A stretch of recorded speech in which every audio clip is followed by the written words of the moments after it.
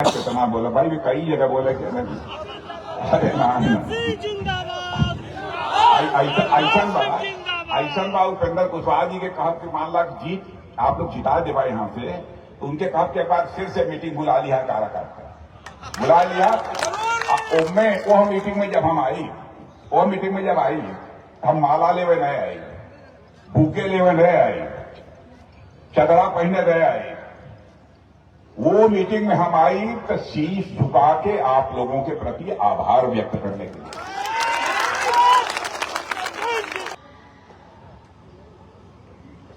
इसलिए मैं कह रहा हूं देश तेजी के साथ आगे बढ़ रहा है। पहले भाइयों, इधर उधर की बातों में आने की जरूरत नहीं है। उपेंद्र कुशवाहा को उनके चुनाव चिन्ह गैस के सिलेंडर का बटन दबाइए और भारी मतों से विजय दिलाकर उनको भेजिए। अभी गैस सिलेंडर की बात कर रहे थे। अच्छा किया उपेंद्र जी ने गैस सिलेंडर पहले से ही अपना चुनाव चिन्ह बना दिया। गैस सिलेंडर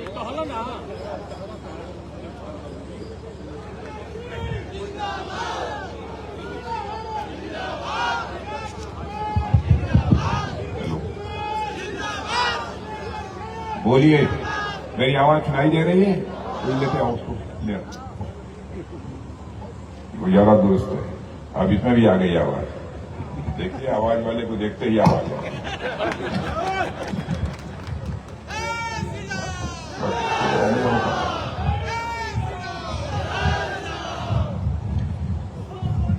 क्या हाल है? आप लोग मजे में ठीक ठाक हुआ कि नहीं? सब लोग मजे में चकाचक बाय ना। अरे हमारे दिल्ली में चाहे जितना रह जाए, लेकिन अपन भोजपुरी भाषा कबो भुलाए नहीं सकी तमानी।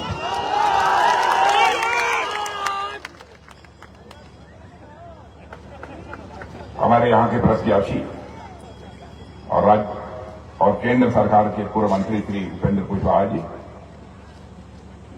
भारत सरकार के पूर्व मंत्री श्री राधा मोहन सिंह जी, श्री राजेश्वर राज जी पूर्व विधायक, श्री राजेश्वर चौरसिया जी पूर्व विधायक, श्रीमती निवेदिता सिंह सदस्य विधान परिषद, श्री आलोक कुमार सिंह, श्री कपिल कुमार जिलाध्यक्ष रालोमो रोहतास, अजय कुशवाहा जिलाध्यक्ष जदयू, श्री अखिलेश सिंह राष्ट्रीय सचिव रालोमो, श्री चितरंजन सिंह प्रदेश उपाध्यक्ष रालोमो, श्रीमती अरुणा देवी नेत्री जनता दल यू, मनीष सिंह भाजपा नेता, रेशमा पटेल जिला पार्षद, सुनील सिंह, श्री गया सिंह, श्री मदन प्रसाद वैश्य, श्री विजय सिंह, श्री रिंकू सिंह जनता दल यू नेता, ओम प्रकाश सेतु प्रवक्ता जदयू, सत्येंद्र सिंह जनता दल यू, राम कुमार शर्मा, आनंद गुप्ता और यहां मौजूद मेरे सभी सम्मानित बहनों एवं भाइयों। शायद इस स्थान पर पहली बार किसी सार्वजनिक सभा को संबोधित करने के लिए आप लोगों के सामने मैं मौजूद हूं। इसके पहले तो कभी नहीं आया हूं ना? आए हैं इसी मैदान में? नहीं, दूसरे मैदान में आए। मैं जल्दी भूलता नहीं हूं। अरे लंबे समय के बाद आए हैं, फिर भी आप लोगों ने तालियां बजाकर बहुत ही गर्मजोशी के साथ स्वागत किया। भारत की परंपरा है और शिष्टाचार का तकाजा भी है। स्वागत, अभिनंदन और सलाम दुआ कभी एक तरफा नहीं होना चाहिए। इसलिए मैं भी अपनी तरफ से शीश झुकाकर आप सभी बहनों भाइयों का हार्दिक अभिनंदन करता हूं। आप सभी का मैं स्वागत करता हूं। आज मैं यदि आया हूं तो उपेंद्र जी कुशवाहा के लिए। आप यह पूछेंगे उपेंद्र जी कुशवाहा के लिए क्यों आए? क्योंकि हमारे यह एनडीए के सहयोगी, एनडीए के नेता हैं और जब यह जीत कर भारत की संसद में पहुंचेंगे तो प्रधानमंत्री बनाने का सवाल खड़ा होगा, तो श्री नरेंद्र मोदी को ही भारत का प्रधानमंत्री बनाने के लिए अपना पुरजोर समर्थन है।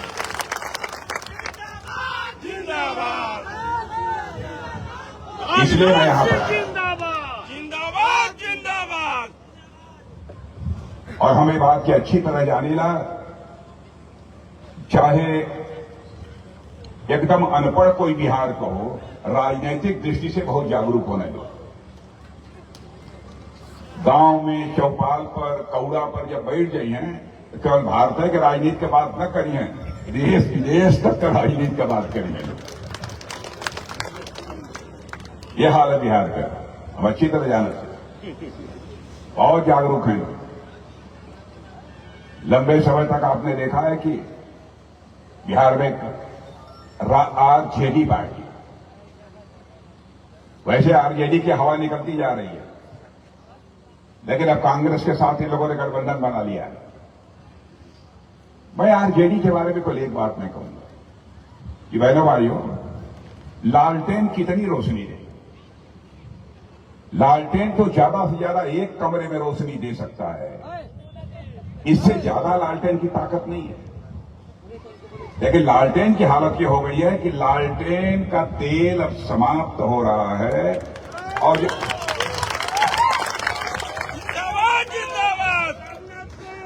आई घरे में दिखले हुआ तो लोगन कि जब लालटेन का तेल जब खत्म होए लगा तो बत्तियां भभके नहीं लगे। पुरान लोग जब ऐसा मालूम हो लालटेन नया लड़का न जाना चाहिए। जब भभके लगा मान ला बुझाने वाली और एक तेल खत्म। यह हाल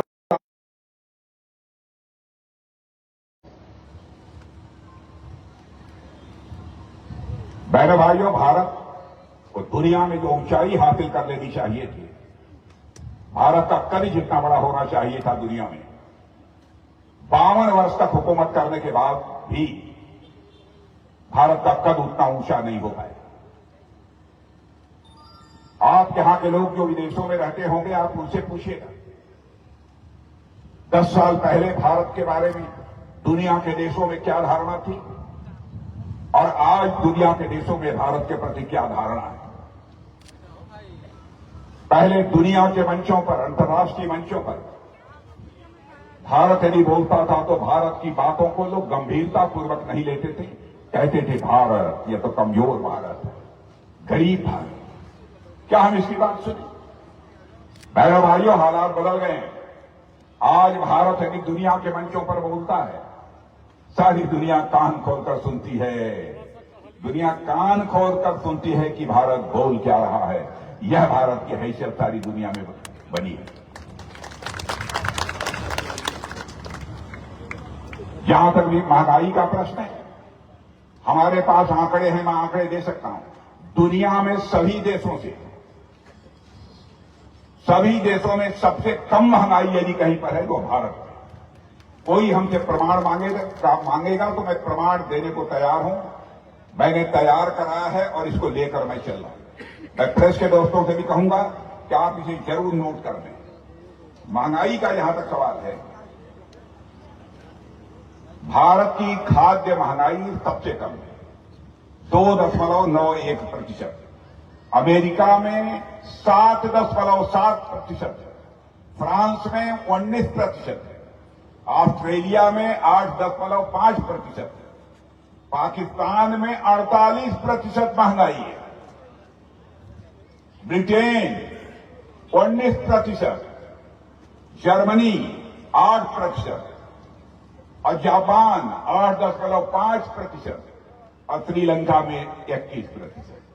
बताओ, सबसे कम 2.91 माने 3% से भी नीचे महंगाई दुनिया में कौनो देश में है तो हमारे और आपके देश इस भारत में है मेरे बहनों। और मैं कहना चाहता हूं कांग्रेस और आरजेडी के नेताओं से, यदि आप हमारी बात को काट सकते हो तो काट दीजिए। हमारी गलती होगी तो मैं इसे स्वीकार कर लूंगा, क्योंकि बहनों भाइयों, जिंदगी में हमने राजनीति की है तो जनता की आंखों में धूल झोंक कर राजनीति नहीं की है, जनता की आंखों में आंख डाल कर राजनीति। हमारी पार्टी भी, हमारा एनडीए भी। आपको याद दिलाना चाहता हूं, जो हम लोगों ने कहा था वो करके दिखा। अपने घोषणा पत्र में हम लोगों ने कहा था हम आएंगे, धारा 370 समाप्त करेंगे। जम्मू कश्मीर का भी वही दर्जा होगा जो हिंदुस्तान के अन्य राज्यों का दर्जा होगा। और आपने देखा हमारे एनडीए ने सबने समर्थन करके बहनों भाइयों धारा 370 को समाप्त कर दिया और आज जम्मू कश्मीर का वही दर्जा है जो हिंदुस्तान के अन्य राज्यों का दर्जा है। हम लोग बराबर अपने घोषणा पत्र में कहते आ रहे थे, रामलला हम आएंगे, मंदिर यहीं बनाएंगे। तो लोग ये कहते थे, हाँ रामलला हम आएंगे, मंदिर यहीं बनाएंगे, लेकिन तारीख नहीं बताएंगे। लेकिन बहनों भाइयों, आपने देखा कि 22 जनवरी को हमारे प्रधानमंत्री ने धर्माचार्यों के मार्गदर्शन में रामलला की प्राण प्रतिष्ठा कर दी है। अयोध्या में भव्य राम का मंदिर बन गया है। मेरे बहनों,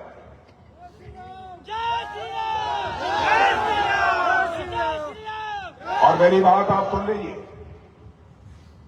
रामलला अपनी कुटिया से, अपनी झोपड़ी से निकलकर अपने महल में प्रवेश कर चुके हैं। भारत में राम राज्य का आगाज होकर रहेगा। मैं दावे करता हूं।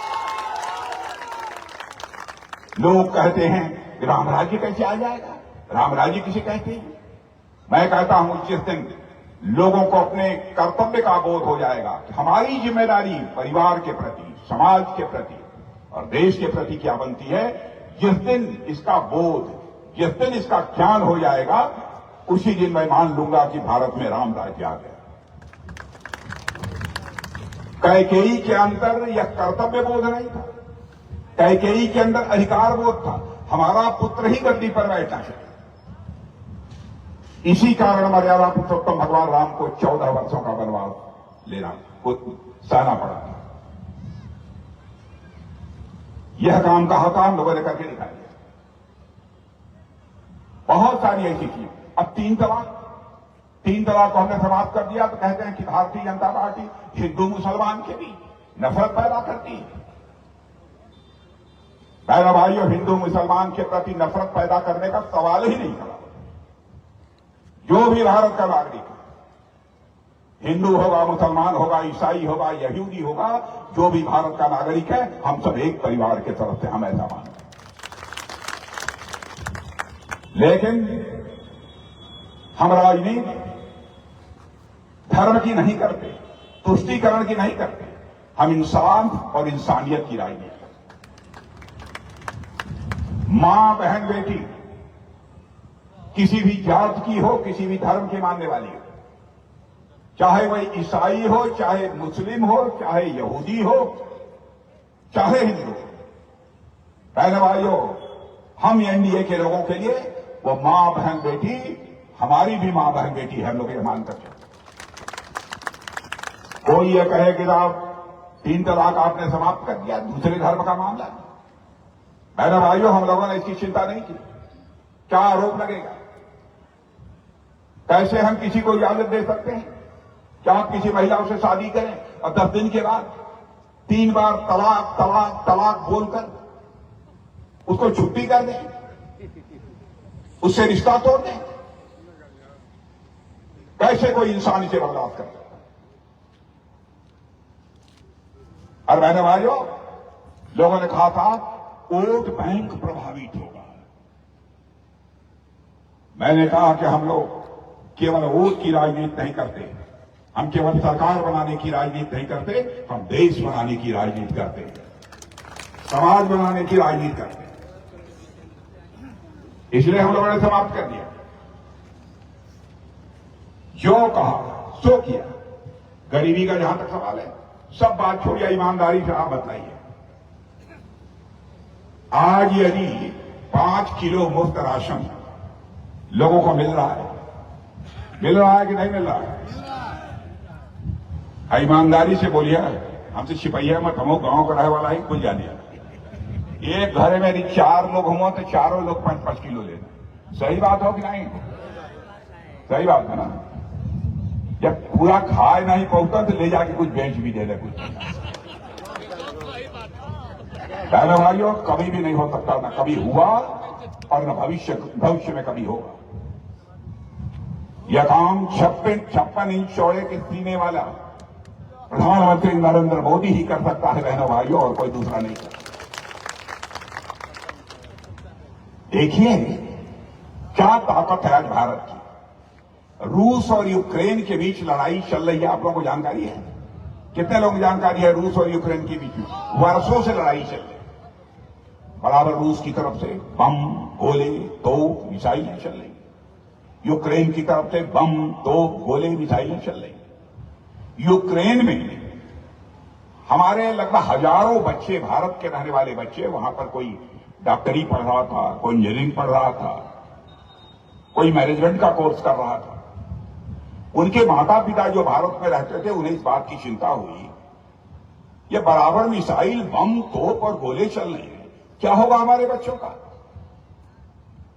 यदि एक भी मिसाइल जहां हमारे बच्चे रहते हैं वहां गिर गई, हमारे बच्चों की जिंदगी नहीं बचेगी। आंखों में आंसू लेकर उनके माता पिता जो भारत में रहते थे, हमारे प्रधानमंत्री से मिले और कहा कि मोदी जी, चाहे जैसे भी हो, जो करना पड़े, हमारे बच्चों को यूक्रेन से आप बाहर निकालकर भारत ले आइए। बहनों भाइयों, मैं साक्षी हूं, प्रधानमंत्री ने क्षण भर की देर नहीं लगाई, टेलीफोन उठाया, रूस के राष्ट्रपति मिस्टर पुतिन से बात की और यूक्रेन के राष्ट्रपति मिस्टर जेलेंस्की से बात की। और आपको जानकर खुशी होगी, 4.5 घंटे के लिए युद्ध रुक गया और 22,000 बच्चे हमारे यूक्रेन से चलकर आए। यह है भारत की ताकत। क्या कभी आपने कल्पना की थी यह दिन भी हमको देखने को मिलेगा? एक से एक काम। अब यही उपेंद्र कुशवाहा जी, राधा मोहन सिंह जी बता रहे थे कि गवर्नमेंट ने क्या क्या किया है। आप बहनों भाइयों, हम ऐसा नहीं मानते कि आपके ऊपर कोई एहसान किया। आपको यदि पक्का घर दिया है तो एहसान नहीं किया, शौचालय बनवाया है तो एहसान नहीं किया। हम भले ही सत्ता में, हम शासक के रूप में काम नहीं करते हैं, बल्कि हम एक सेवक के रूप में काम करते हैं। मेरे बहनों भाइयों, ये हमारा फर्ज था, हमारी जिम्मेदारी। दूसरी राजनीतिक पार्टियां तो बराबर शासक के रूप में जब सत्ता सिंहासन पर बैठ जाती हैं, तो ताकत का, सत्ता में बैठने का एक अहंकार उनके मन के अंदर पैदा होता है। बहुत सारे ऐसे काम। अभी गैस सिलेंडर की बात कर रहे थे। अच्छा किया उपेंद्र जी ने गैस सिलेंडर पहले से ही अपना चुनाव चिन्ह बना दिया। गैस सिलेंडर तो बाद में बनना शुरू हुआ, आपका चुनाव चिन्ह पहले का है। बताइए, ये जानते थे कि मोदी जी आएंगे, गैस सिलेंडर बांटेंगे, इसलिए पहले से गैस सिलेंडर अपना बना लिया। अब 5 लाख रुपए तक का मुफ्त इलाज, 5 लाख रुपए तक का मुफ्त इलाज। और देखिए, पहले तो गरीब लोगों की बात थी, लेकिन आज मैं यहां कहने के लिए आया हूं, चाहे किसी जाति का कोई हो, किसी धर्म का हो, यदि 70 साल से ऊपर की उसकी उम्र हो गई है, तो उसका 5 लाख रुपए तक का मुफ्त इलाज किया जाएगा। चाहे आपके घर में दादा, दादी, पिता, 2 लोग, 3 लोग, 4 लोग जो 70 साल की उम्र के होंगे, किसी जाति के होंगे, चाहे उनकी आमदनी जो भी होगी, उनका मुफ्त इलाज किया जाएगा। और जून के अंतिम सप्ताह में ही यह आदेश जारी करनी है। हम लोग लंबा समय नहीं लेते। अब मैं नहीं जानता, हो सकता है हमारी पहली कैबिनेट में ही प्रधानमंत्री जी फैसला ले रहे, लेकिन ये होकर रहेगा। छोटी छोटी चीजों की तरफ हमारा ध्यान दिया। अब जब कोरोना की बात मैं करूं, यह बताइए ईमानदारी से, कोरोना का टीका जितने लोग आप बैठे हैं, सबको कम से कम 2-2 डोज तो जरूर लगा होगा, पक्का। किसी को 3 डोज भी लगा है। यदि लगा हो तब तो ताली बजाइए, न लगा हो तो मत बजाइए। पिछवा बैठल हुआ कुछ लोगों का वह नहीं लगा दम लो किनारे, तो कौन उनका चुप्पी साथ घर में लगा देखा, इसलिए बजावा। और बहनों भाइयों, जिस समय कोरोना का संकट आया था, उसमें हमारे यहां टीका बनता नहीं था, वैक्सीन बनती नहीं थी। प्रधानमंत्री ने हमारे वैज्ञानिकों की हौसला अफजाई की और कहा कि जितना पैसा लगेगा हम देंगे, आप आगे बढ़ो। कोरोना का टीका बनाओ, और वैज्ञानिकों ने करिश्मा कर दिया बहनों भाइयों, कोरोना का टीका बनाया।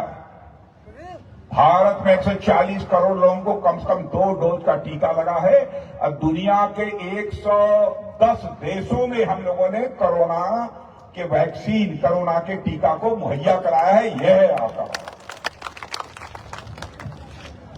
यह है आपका भारत। मैं ही नहीं,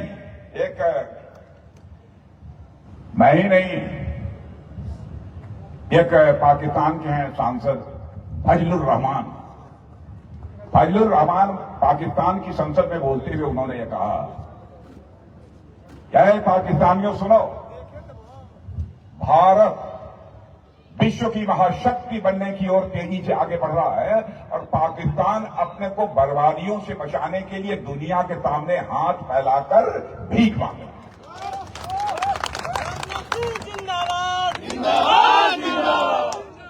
यह मैं नहीं कह रहा हूं, यह पाकिस्तान के सांसद ने कहा है। और पाकिस्तान के एक पूर्व मंत्री, जो पाकिस्तान बराबर हमारे देश में आतंकवादियों को भेज लोगों की हत्या कराया, लेकिन इतनी हिम्मत नहीं रह गई, कलेजा नहीं रह गया बहनों भाइयों, क्या कोई पाकिस्तान आतंकवादी भेज दे और यहां से मार के चला जाए। आज भारत की ताकत यह है बहनों भाइयों, हम सीमा के इस पार भी मार सकते हैं, जरूरत पड़ी तो सीमा के उस पार भी जाकर मार सकते हैं।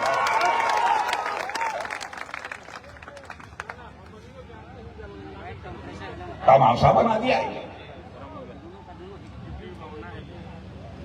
इसलिए मैं कहने रहा हूं कि आप सबका समर्थन मिलना चाहिए। जाति पात पंथ धर्म इस सब बच जाइए। राजनीति केवल सरकार बनाने के लिए नहीं होती है, राजनीति देश बनाने के लिए। ब्याह शादी रिश्ते यह तो जात के आधार पर होते हैं, हमें कोई आपत्ति नहीं, यदि होती है कहीं कोई दूसरी जगह भी कर ले तो अलग की बात है, उसमें भी मुझे कोई आपत्ति नहीं। लेकिन राजनीति में देश का सवाल है, देश के मान सम्मान स्वाभिमान का सवाल है, और स्वाभिमान किसी भी मनुष्य के हृदय की सबसे बलवती भावना होती है।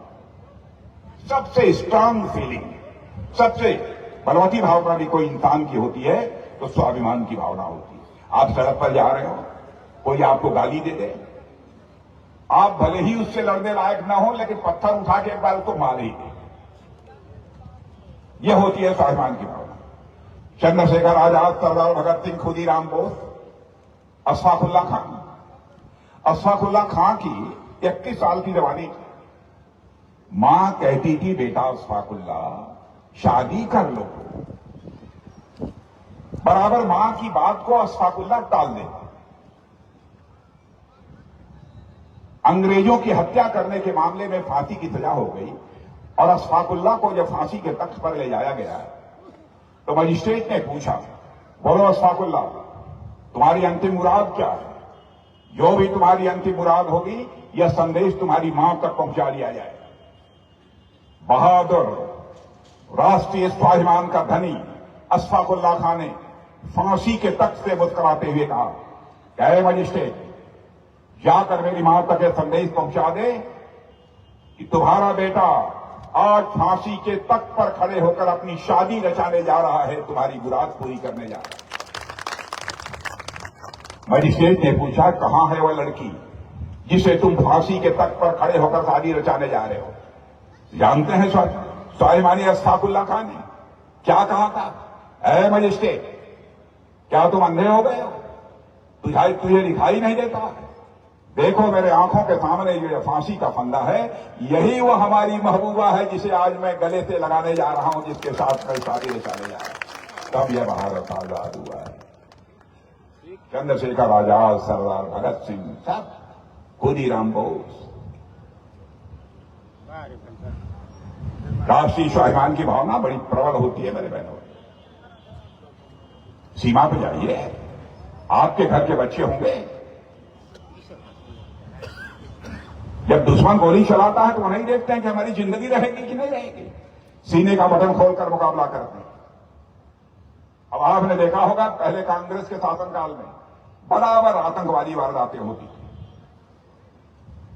अब वो समाप्त होती आ रही है। अब शायद एक आध कोई आतंकवादी वारदात हो या हो सकता है हो जाए कभी महीने डेढ़ महीने में, जब सब बंद है। इसलिए मैं कह रहा हूं देश तेजी के साथ आगे बढ़ रहा है। पहले भाइयों इधर उधर की बातों में आने की जरूरत नहीं है।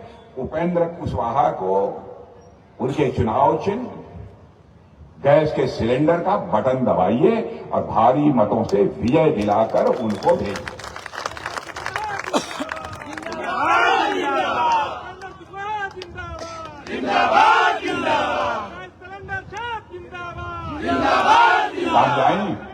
काम जाई चली ठीक ठाक रही ना सब।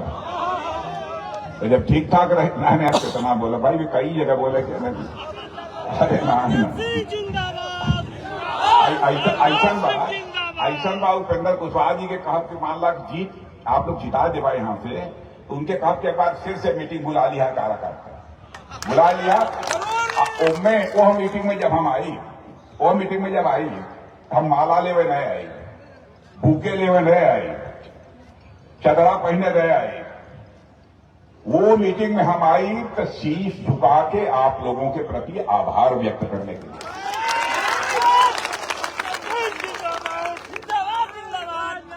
ऐसे अब आप लोग जीतने के बाद उपेंद्र जी कब बुलाइए तो आ जाए, ठीक है चलो।